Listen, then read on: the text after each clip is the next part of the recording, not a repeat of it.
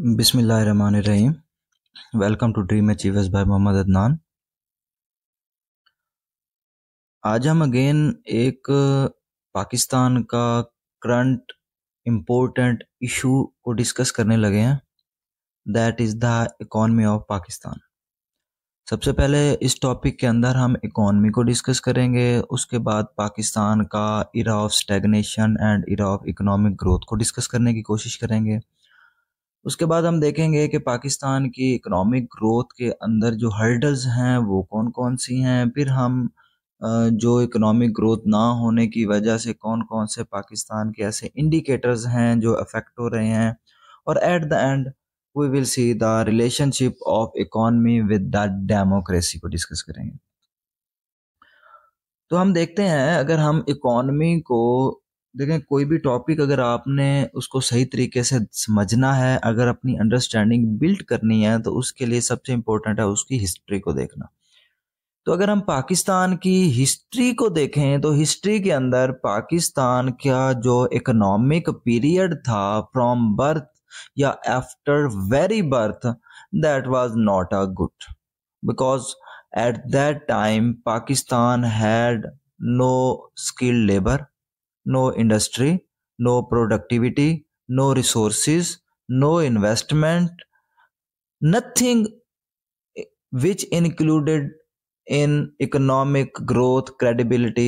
इनके अंदर जो जो चीज़ें इंक्लूड होती हैं उनके अंदर पाकिस्तान के पास एट दैट टाइम कुछ नहीं था।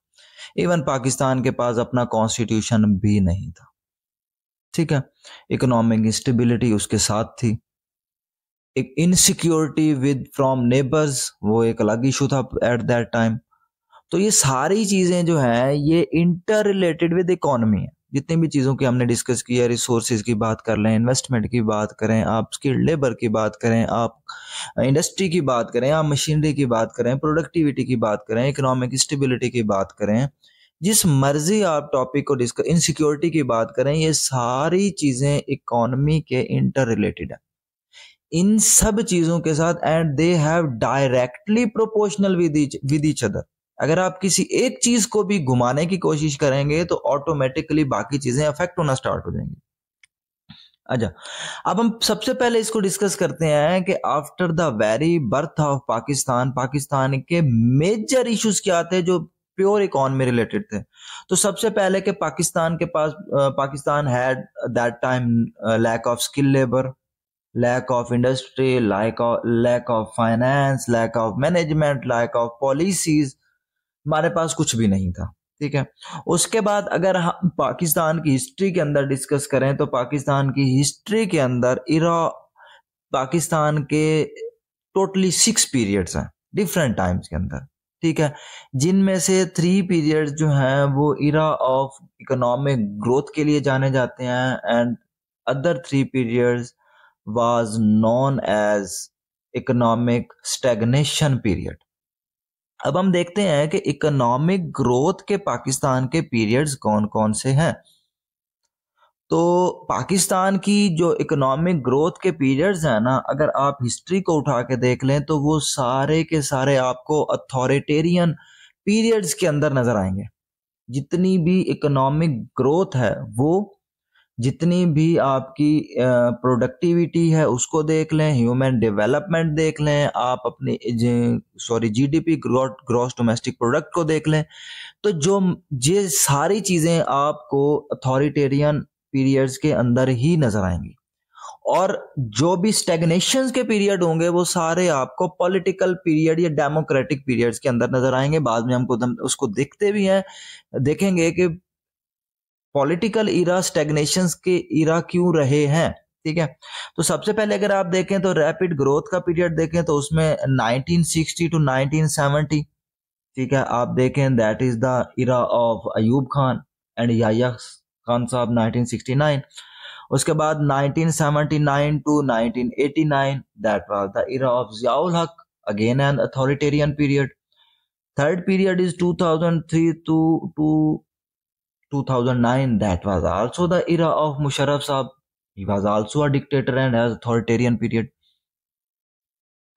दैट इज ये सारे इरा की आप इकोनॉमिक ग्रोथ देख लें, जीडीपी 5 अबव मिलेगी आपको, 6 इवन 6 अबव भी है वो मिलेगी, ग्रोथ मिलेगी, परचेजिंग पावर बेहतर मिलेगी, रिसोर्सेज बेहतर मिलेंगे, पाकिस्तान की इकोनॉमिक सिचुएशन अच्छी मिलेगी, पाकिस्तान की एक्सपोर्ट बेहतर मिलेगी, पाकिस्तान की गवर्नेंस इश्यूज आपको रिजॉल्व होते नजर आएंगे। तो ये सारे इश्यूज जो हैं वो इसमें नजर आते हैं। अच्छा, अगर हम इरा ऑफ स्टैग्नेशंस को देखें तो 1949 to 1958 that was also a political period. Democratic चले उसको नहीं कह सकते, बट पॉलिटिकल पीरियड तो था ना। उसके पाकिस्तान की कॉन्स्टिट्यूशनल असेंबली थी, पाकिस्तान का प्राइम मिनिस्टर थे, गवर्नर जनरल भी थे। ये अलग बात है कि पावर किसके पास थी, वो एक अलग इशू है, ठीक है। उसके बाद 1970 टू 1979 का पीरियड, 78 का पीरियड आप उठा के देखें, that was also the era of PPP, ठीक है। ज़ेड भुट्टो साहब, पॉलिटिकल पीरियड था। 1970 के अंदर पाकिस्तान के फर्स्ट जनरल इलेक्शंस हुए थे, पाकिस्तान के फर्स्ट जनरल इलेक्शन 1970 के अंदर हुए थे। अच्छा, उसके बाद थर्ड पीरियड जो है वो 1989 से 1999 तक का है। आप उसको देखें कि उसके अंदर 4 डेमोक्रेटिक गवर्नमेंट्स जो हैं वो नहीं चले। 1988 के अंदर बेनज़ीर भुट्टो साहिबा आई, फिर 1991 के अंदर जो परवेज मुशर्रफ साहब आए, फिर बेनज़ीर भुट्टो साहिबा आई, और सॉरी परवेज मुशर्रफ कह रहा हूँ, नवाज शरीफ साहब आए, फिर बेनज़ीर भुट्टो साहब आई, और एट द एंड फिर नवाज शरीफ आए जो 1999 के अंदर जो है वो चले गए। अच्छा महबूबुल हक साहब जो है वो इसके ऊपर बड़ी क्लियर डिस्कशन करते हैं, और वो कहते हैं कि जो इकोनॉमिक ग्रोथ है पाकिस्तान के पीरियड की, वो पॉलिटिकल पीरियड के अंदर क्यों डाउनफॉल रही है, ठीक है। तो वो उसकी सबसे बेहतर रीजन जो है, वो सबसे प्रोडक्टिव रीजन जो बताते हैं, that is the human development. Pakistan has the plenty of reasons to down its economy. Pakistan की बहुत सारी रीजंस है, ठीक है। और इतने रीजंस हैं कि हम आज हमें कोशिश करेंगे, हम तकरीबन सारी डिस्कशंस चीजों को जो है, जो प्रॉब्लम्स उनको डिस्कस करने की। तो ह्यूमन डेवलपमेंट के अंदर पाकिस्तान मुसलसल कॉन्टिन्यूसली लैग रहा है। आप देखें कि Pakistan is the second country in South Asia which has the least GDP regarding education, least investment regarding education, ठीक है। आप देखें पाकिस्तान का 2.5% जो है वो एजुकेशन पे जाता है बजट का। इसके बाद हमारे से ऊपर तो जाके 15% बनता है श्रीलंका का, ठीक है। तो आप देख लें इस तरफयान का पीरियड, आप साउथ एशिया की बात ही कर लें, देख लें, ठीक है। उसके बाद सेकंड मोस्ट इशू जो पाकिस्तान की इकोनॉमी का है, that is the no tax on agriculture productivity. देखें पाकिस्तान का करंटली भी 28% जीडीपी का जो पार्ट है वो सारे का सारा एग्रीकल्चर लेता है, ठीक है। और अगर आप ये सोचें कि सिर्फ 28% पार्ट अगर टैक्स नहीं देता, ऑलरेडी पाकिस्तान का, मैं कई बार आपको बता चुका हूं कि वर्टिकल इंटीग्रेशन के अंदर टैक्स रिफॉर्म्स आती हैं, हॉरिजॉन्टल में नहीं जाती, ठीक है। तो वर्टिकल के अंदर भी अगर आप देखें कि 28% लोग नहीं दे रहे, और उसके बाद जो है अगर 10% 15% के ऊपर उसका बर्डन जा रहा है कॉर्पोरेट सेक्टर के ऊपर या बिजनेस सेक्टर के ऊपर, तो देखें वो कितना हाई जाएगा। अच्छा, इसके बाद अगर एक सवाल बनता है कि भाई हॉरिजॉन्टल इंटीग्रेशन के अंदर क्यों है, तो क्यों नहीं हो सकता। देखें पाकिस्तान का एक लार्जेस्ट पार्ट, अकेला लार्ज पार्ट भी नहीं है, लार्जेस्ट पार्ट की बात मैं कर रहा हूं, that is informal economy. Now the debate is what is the difference between formal and informal economy. देखिए फॉर्मल इकोनॉमी हमें हमारी नजर आती है कि अगर आप कोई शॉप खोल रहे हैं तो आप उसके ऊपर टैक्स दे रहे हैं, आपकी सेल परचेज हो रही है, उसके ऊपर टैक्स आ रहा है, जा रहा है, आप कहीं ना कहीं रजिस्टर भी हैं, तो ये फॉर्मल इकोनॉमी है। ऐसा नहीं है कि दुनिया के अंदर इनफॉर्मल इकोनॉमीज नहीं होती, होती हैं, पूरी दुनिया के अंदर होती हैं, बट हमारा एक बहुत बड़ा पार्ट है जो अनरजिस्टर्ड है। अब इनफॉर्मल इकोनॉमी की मैं आपको एक छोटी सी एग्जांपल देता हूं। देखें एक फीमेल है, उसने उन्होंने अगर घर के अंदर एक ट्यूशन सेंटर खोला हो, दूसरी फीमेल है और उन्होंने घर के अंदर सिलाई का काम शुरू किया हुआ।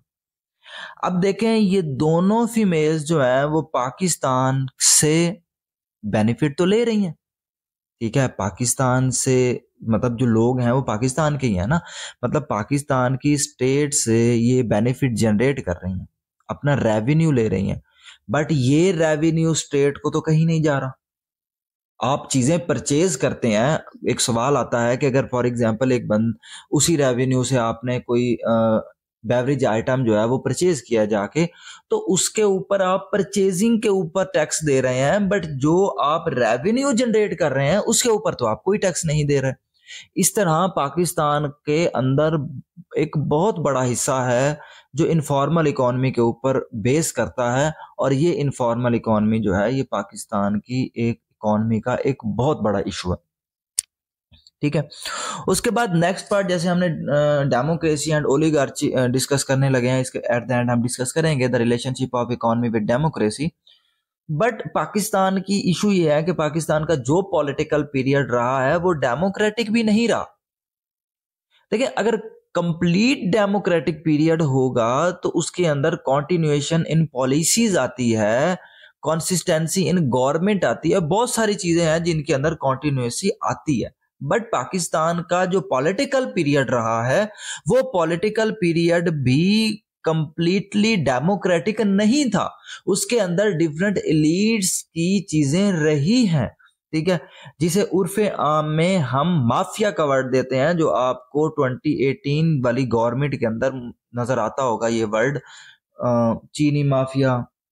ठीक है, इस तरह के माफियाज के वर्ड आपको उसके अंदर नजर आते हैं। ठीक है, उसके बाद ह्यूमन डेवलपमेंट नहीं हुई, पॉलिटिकल इंस्टेबिलिटी रही है, इनसिक्योरिटी की सिचुएशन रही है पाकिस्तान की हिस्ट्री के अंदर। आप देखें 1979 के बाद जो है कुछ रिफॉर्म्स लेके आए, जैसे जेड भुट्टो साहब की नेशनलाइजेशंस की पॉलिसीज थी। ठीक है, उसके बाद ज़ियाउल हक साहब की इस्लामाइजेशंस की पॉलिसीज थी। तो इन सब पॉलिसीज की वजह से पाकिस्तान के अंदर, अच्छा उसके बाद वार ऑफ टेरर देख लें, to be the part of Pakistan in Soviet Union war, अगर हम उसको देखें तो पाकिस्तान के अंदर इनसिक्योरिटी की सिचुएशन बनी है। तो उस इनसिक्योरिटी की सिचुएशंस ने पाकिस्तान के अंदर इन्वेस्टमेंट के अंदर एक बहुत बड़ी हर्डल रही है ये इनसिक्योरिटी पाकिस्तान में। उसके बाद जो पॉलिसीज बनाई हैं उनके अंदर कॉन्टिन्यूसली जो है वो कंसिस्टेंसी नहीं रही, जिसकी वजह से भी इन्वेस्टमेंट जो है वो डिक्लाइन रही है time to time.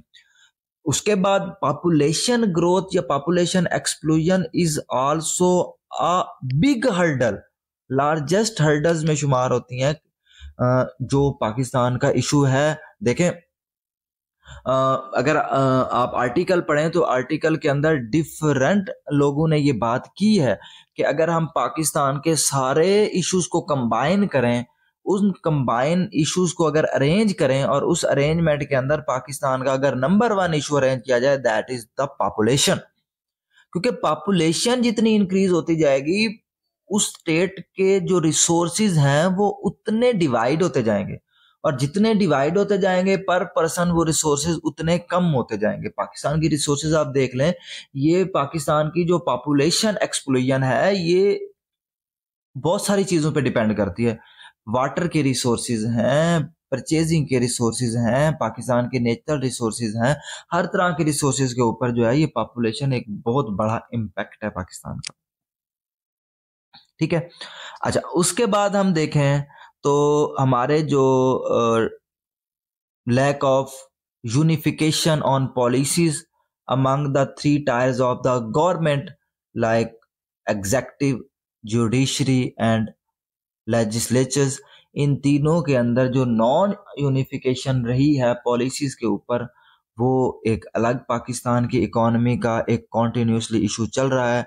Judicial activism की बात हम पहले भी एक लेक्चर जब रोल ऑफ जुडिशरी पढ़ रहे थे तो उसमें हमने डिस्कस किया था, उनको आप डिस्क्रिप्शन बॉक्स के अंदर मैं लिंक दूंगा, आप उनको वहां पे देख सकते हैं। ठीक है, उसके बाद another issue is the gender gap. ठीक है, देखिए मैंने एक एग्जांपल पढ़ी थी, वो बड़ी अच्छी सी एग्जांपल थी कि अगर आप फीमेल्स को ऑटोनमस नहीं कर रहे और फीमेल को जो है आप इंडिपेंडेंसी नहीं दे रहे, तो इसका मतलब है कि आप एक वो चीज उठाना चाह रहे हैं जब आप एक हाथ पीछे से बांध लेंगे और एक हाथ से उस भारी चीज को उठाने की कोशिश करेंगे, तो साफ जाहिर है कि आप एक हाथ से कहां तक उसको लेके जाएंगे, एट द एंड थक जाएंगे। तो यही सिचुएशन है जो जेंडर गैप है पाकिस्तान का। उसके बाद एनर्जी इशू है। उसके बाद सेक्टेरियन कन्फ्लिक्ट पाकिस्तान की सिविल सोसाइटी का एक बहुत बड़ा प्रॉब्लम है जो इकोनॉमी के लिए अच्छा नहीं होता। सेक्टेरियन कन्फ्लिक्ट की वजह से इनसिक्योरिटी पैदा होती है इंडिविजुअल सिविलियंस के लिए। ठीक है। उसके बाद जो पाकिस्तान की पॉलिसीज हैं वो फ्रेंडली नहीं होती मैक्रो इकोनॉमिक स्टेबिलिटी के लिए, और जब वो नहीं होती, देखें पाकिस्तान की प्रोडक्ट्स की, अब यहीं पे इसी की एग्जांपल ले लेते हैं पॉलिसीज की। पाकिस्तान की जो प्रोडक्ट है, ठीक है, एक तो हमारी इकोनॉमी एक्सपोर्ट ओरिएंटेड नहीं है, उसके बाद एक्सपोर्ट ओरिएंटेड ना, जो कुछ एक्सपोर्ट हो रहा है उसमें भी पाकिस्तान की प्रोडक्ट इंटरनेशनल स्टैंडर्ड्स को मैच नहीं कर सकती। उसके क्या रीज़न है? उसकी रीज़न ये है कि जो प्रोडक्ट्स बनती हैं, एक तो उनके लिए गवर्नमेंट की तरफ से कंप्लीट सफिशिएंट एनर्जी मिलती नहीं है, और जो एनर्जी मिलती है वो इतनी एक्सपेंसिव होती है कि जो फाइनल प्रोडक्ट रेडी होती है एक्सपोर्ट करने के लिए, वो प्रोडक्ट इंटरनेशनल मार्केट के अंदर compete नहीं कर सकती। जब वो नहीं कर सकती तो साफ जाहिर है कि ये चीज़ें जो हैं वो इश्यूज रहेंगी। उसके बाद पाकिस्तान की जो गवर्नमेंट है उनकी कॉन्टिन्यूसली जो पॉलिसीज में डिसरप्शन है, अब वो कैसे है? देखिए एक छोटी सी एग्जांपल मैं आपको देता हूं। एक एक्सपोर्टर है, अगर उसने एक कंपनी लगाई है और वो उस कंपनी के लिए मैं आपको छोटी सी एग्जांपल देता हूं कि क्लॉथ को एक्सपोर्ट करता है, एग्जांपल दे देता हूं। अब उसने बड़ी मेहनत से इंटरनेशनल मार्केट के अंदर अपने लिए लोग, ठीक है, फाइनल प्रोडक्ट्स के लिए लोग इकट्ठे किए, ठीक है, इन्वेस्टर्स इकट्ठे किए, और उनके लिए देखें जितने भी इंटरनेशनल मार्केट के अंदर प्रोजेक्ट्स होते हैं वो कोई 1 महीना 2 मंथ के नहीं होते, वो 5 5 years के जो है वो प्रोजेक्ट किए जाते हैं। अच्छा, अब क्या हुआ कि यहाँ से जनाब इन्होंने 5 years का कर लिया, 2 साल के बाद पाकिस्तान की गवर्नमेंट क्या कर देती है, एक्सपोर्ट्स के ऊपर बैन लगा देती है, और ये रहा है, ये अभी भी किया गया, ठीक है, ये अभी करंट पीडीएम की गवर्नमेंट के अंदर भी किया गया ऐसा। अच्छा, अब जब बैन लगा दिया तो पाकिस्तान की प्रोडक्ट बाहर जा नहीं सकती, ठीक है, वहां से रॉ मटेरियल आ नहीं सकता, इंपोर्ट के ऊपर भी बैन हो जाता है, ठीक है। अब चीजें कैसे तैयार होंगी? अब अगर आप फाइनल प्रोडक्ट प्रिपेयर करके अपने फाइनल यूजर्स तक नहीं देंगे तो साफ जाहिर है कि वो किसी और से कर लेगा, बांग्लादेश से करेगा, इंडिया से करेगा, श्रीलंका के किसी प्रोड्यूसर से कर लेगा। अच्छा, अब आप 6 मंथ के बाद हमारी गवर्नमेंट क्या करती है, दोबारा कह देती है भाई इंपोर्ट पे बैन भी उठ गया और एक्सपोर्ट पे भी उठ गया, आप दोबारा एक्सपोर्ट स्टार्ट करें। मुझे सिर्फ इतना सा क्वेश्चन है कि क्या वो जो प्रोड्यूसर था वो दोबारा अपने फाइनल यूजर्स के पास क्या मुंह लेके जाएगा, और क्या वो उसकी प्रोडक्ट अगेन परचेज करेंगे जब वो फाइनल एग्रीमेंट किसी और के साथ ऑलरेडी कर चुके हैं? तो ये सिचुएशन जो डिसकॉन्टिन्यूटी आती है, ये एक बहुत बड़ा इशू होता है पाकिस्तान के लिए, ठीक है। उसके बाद पाकिस्तान की प्रोडक्ट के अंदर इनोवेटिव चीज़ें जो हैं वो नहीं होती, research and product and development के ऊपर पाकिस्तान के अंदर वर्क नहीं होता। इसको हम नॉलेज बेस इकोनॉमी की नाम देते हैं कि पाकिस्तान की जितनी भी इकोनॉमी है that is knowledge base. Pakistan की स्किल्ड इकोनॉमी नहीं है, पाकिस्तान के अंदर स्किल्ड कि उस स्किल के ऊपर तवज्जो नहीं दी जाती, ठीक है। तो नॉलेज बेस इकोनॉमी जो है वो पाकिस्तान के लिए कोई खास बेनिफिशियल नहीं होती, ठीक है। उसके बाद हम देखें पॉलिसीज जितनी मर्जी अच्छी बना लें, अगर उसकी एग्जीक्यूशन अच्छी नहीं होगी तो उन अच्छी पॉलिसीज बनाने का कोई फायदा नहीं है। उसके बाद पाकिस्तान के जो लेजिस्लेचर्स हैं, मतलब पॉलिटिकल इंस्टेबिलिटी से रिलेटेड हैं, जो पॉलिटिकल लीडर्स हैं और उन अपोजिशन लीडर्स हैं, उनके दरमियान कभी कोई फाइनल डिस्कशन जो है वो नहीं हुई। उनका जो किसी भी इंटरेस्ट के ऊपर उन्होंने कभी भी यूनिफिकेशन आपको उनकी नज़र नहीं आएगी, ठीक है। तो ये प्लेंटी ऑफ इश्यूज हैं जो पाकिस्तान की इकोनॉमी के अंदर नज़र आते हैं। उसके बाद हम डिस्कस करते हैं अकॉर्डिंग टू महबूबुल हक ऐसे क्या क्या रिफॉर्म्स लेके आ सकते हैं, वे फॉरवर्ड्स हो सकते हैं जो पाकिस्तान की इकोनॉमी को बेहतर कर सकते हैं। सबसे पहले तो ये हम बात करते हैं जो नेशनलाइजेशन की पॉलिसी जेड भुट्टो साहब ने अडॉप्ट की और जिसके बाद पाकिस्तान की इन्वेस्टमेंट को और इकोनॉमी को एक बहुत बड़ा धचका लगा। तो उसके ऊपर बात यह है कि पाकिस्तान की जो गवर्नमेंट है उनको चाहिए कि वो प्राइवेटाइजेशन, तो पाकिस्तान के अंदर एक अब्यूज समझा जाता है कि प्राइवेटाइजेशन कर देंगे, हालांकि पूरी दुनिया जितने भी डेवलप्ड कंट्री आपको नजर आएंगे उन सब कंट्रीज के अंदर आपको प्राइवेटाइजेशन नजर आती है, ठीक है। तो पाकिस्तान को बजाय ये कि वो पाकिस्तान इतनी हर चीज के ऊपर गवर्नेंस करने की कोशिश करे और किसी चीज के ऊपर ना कर सके, तो बेहतर है कि पाकिस्तान लिमिटेड इंस्टीट्यूशन के ऊपर गवर्नेंस रखे और बाकी को एज अ फैसिलिटेटर हैंडल करे। ठीक है। उसके बाद क्या है कि जो पाकिस्तान के रिसोर्सेज हैं उनको अच्छी तरह मोबिलाइज किया जाए। अब मोबिलाइज किस तरह किया जाएगा? मोबिलाइज इस तरह कर सकते हैं कि आप जो पाकिस्तान की प्रोडक्ट्स हैं उनको एक अच्छे स्टैंडर्ड्स के ऊपर रखा जाए, जिस तरह चागी हिल प्रोजेक्ट था, ठीक है, जिसके ऊपर जुडिशियल एक्टिविज्म के थ्रू बैन था, ठीक है, और टेथन कंपनी को दिया गया था, एक ऑस्ट्रेलियन कंपनी थी, उसको बलूचिस्तान गवर्नमेंट ने दे दिया, फिर पॉलिटिकल एक्टिविज्म के बाद उसके ऊपर बैन हो गया, जिसकी वजह से पाकिस्तान के ऊपर जो है वो इंटरनेशनल मार्केट के अंदर उन्होंने, उस कंपनी ने जो क्लेम किया, ठीक है, कि ये इतना पैसा हमें देंगे, ठीक है। उसके बाद devolution of local government is one of the important aspect. बाकी मैं पहले भी कई बार बात कर चुका हूं कि डेवलप्ड कंट्री जो मर्जी आप देख लें उनके अंदर डेवोल्यूशन ऑफ लोकल गवर्नमेंट आपको नजर आएगी, ठीक है। लोकल गवर्नमेंट से क्या होता है कि जितनी भी अपर गवर्नमेंट जो है, जो चाहे वो फेडरल गवर्नमेंट है चाहे प्रोविंशियल गवर्नमेंट है, वो जितनी भी पॉलिसीज देती है या जितनी भी फैसिलिटेशन देती है अपने इंडिविजुअल्स को देने के लिए, वो सिर्फ और सिर्फ इंश्योर जो है वो आपकी लोकल गवर्नमेंट ही कर सकती है, ठीक है। उसके बाद ह्यूमन डेवलपमेंट के ऊपर काम किया जाए, ठीक है। जेंडर गैप को डिक्रीज किया जाए, विमेन एम्पावर, जिसे हम विमेन एम्पावरमेंट कहते हैं, विमेन एम्पावरमेंट के ऊपर काम किया जाए, ठीक है। उसके बाद इन्वायरमेंट ऐसा बिल्ड किया जाए जिसके अंदर वर्कफोर्स इन्वायरमेंट जो है वो हो, ताकि जो इंटरनेशनल इन्वेस्टर है वो आए। उसके बाद प्राइवेटाइजेशन प्रोसेस को ट्रांसपेरेंट करने के लिए इंटरनेशनल इन्वेस्टर को भी जो है उसका हिस्सा बनाया जाए, ताकि वो जो है उससे ट्रांसपेरेंसी जो है वो बेहतर होगी। रूल ऑफ लॉ किया जाए, हॉरिजेंटल जो टैक्स रिफॉर्म्स हैं उसके अंदर हॉरिजेंटल रिफॉर्म्स लेकर आई जाएं, ठीक है, जिससे ये सारी चीज़ें बेहतर हो सकती हैं, ठीक है। उसके बाद जो फॉरेन इन्वेस्टर है, ठीक है, उसको कुछ जो बेनिफिट्स दिए जाएं अट्रैक्ट करने के लिए। और उसके बाद जो इनइक्वालिटी है इनकम के अंदर और एजुकेशन के अंदर, वो वही ह्यूमन डेवलपमेंट इंडेक्स जो है वो उनको बेहतर किया जाए। अब हम देखते हैं कि पाकिस्तान की पॉलिसीज के अंदर जो है वो मेजर ऐसे कौन कौन से करैक्टरिस्टिक्स हैं जो ग्रोथ इकोनॉमी की ग्रोथ एक्सेलरेशन के लिए ज़रूरी हैं, जिन इंडिकेटर्स के ऊपर वर्क करना किसी भी गवर्नमेंट के लिए बहुत ज़रूरी है। That is policy consistency, external environment favourable होना चाहिए। इनके अंदर अगर एक दो चीज़ें नहीं भी हैं तो that is not a issue, ठीक है। उसके बाद गवर्नेंस अच्छी होनी चाहिए, प्राइवेटाइजेशन सेक्टर को बेनिफिट देने चाहिए, हाई प्रोडक्टिविटी होनी चाहिए, लोकल प्रोडक्टिविटी की बात की जाए, ह्यूमन कैपिटल इंडेक्स को बेहतर किया जाए, सेविंग्स अच्छी होनी चाहिए, ठीक है। अच्छा, उसके बाद वर्ल्ड बैंक की रिपोर्ट भी आई थी और उनने भी पाकिस्तान की जो इकोनॉमिक स्टैग्नेशन इश्यूज हैं उनके अंदर उन्होंने यही बातें की कि पाकिस्तान की इकोनॉमिक स्टैग्नेशन इन वजूहात की वजह से है, जो हम ऑलरेडी डिस्कस कर चुके हैं। ये वर्ल्ड बैंक की पाकिस्तान की इकोनॉमी के बारे में रिपोर्ट आई थी।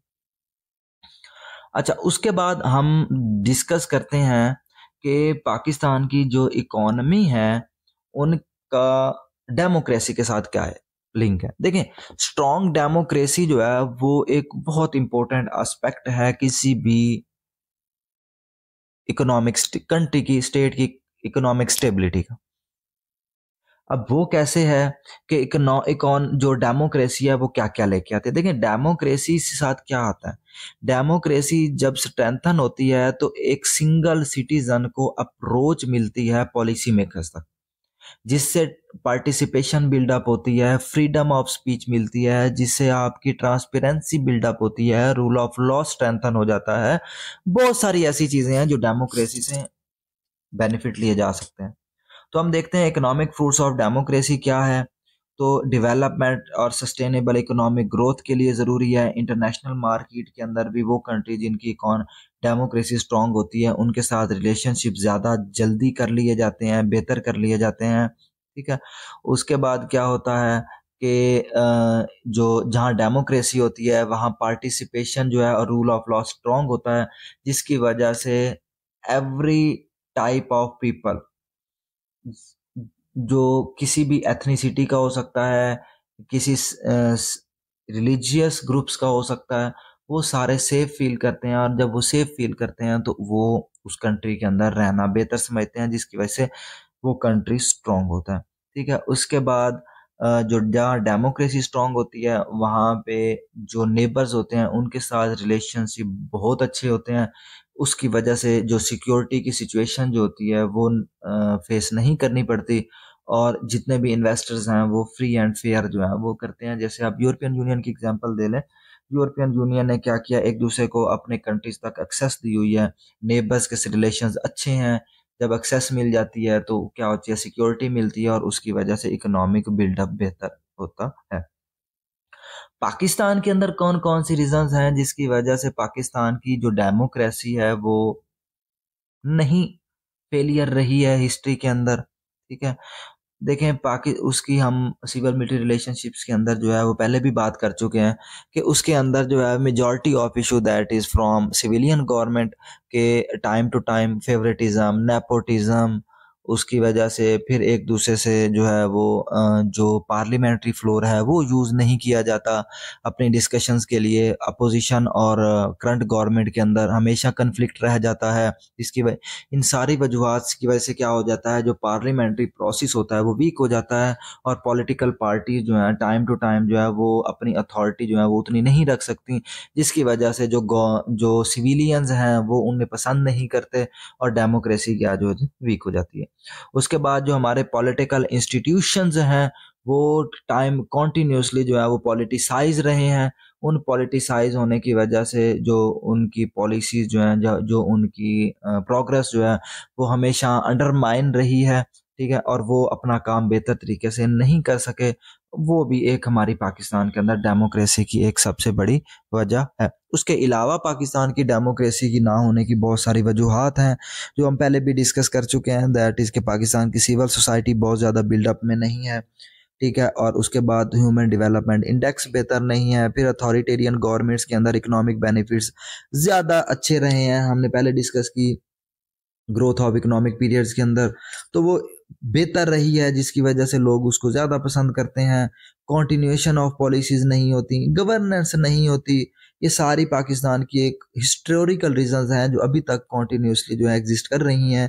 तो ये सारी रीज़न जो है वो पाकिस्तान की डेमोक्रेसी के वीक होने की है। ठीक है, that is the today the topic of economy of Pakistan and relationship with democracy। अगर इसके अंदर किसी का कोई क्वेश्चन हो तो वो इनबॉक्स के अंदर पूछ सकता है, I will be there to answer you. ठीक है, अल्लाह हाफिज़।